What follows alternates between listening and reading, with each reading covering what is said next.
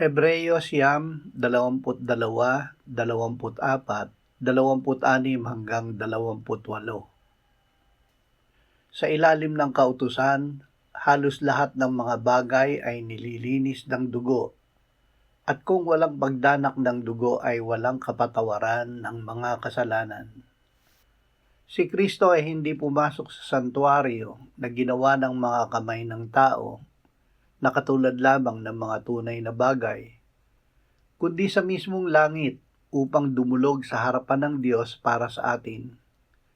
Minsanan siyang nahayag sa katapusan ng panahon para sa pag-aalis ng mga kasalanan sa pamamagitan ng pag-aalay ng kanyang sarili, at yamang itinakda sa mga tao ang mamatay na minsan, at pagkatapos nito ay ang paghuhukom, ay gayon din naman si Kristo, na inihandog na minsan upang dalhin ang mga kasalanan ng marami, ay magpapakita sa ikalawang pagkakataon, hindi upang harapin ang kasalanan, kundi upang iligtas ang mga sabik na naghihintay sa Kanya.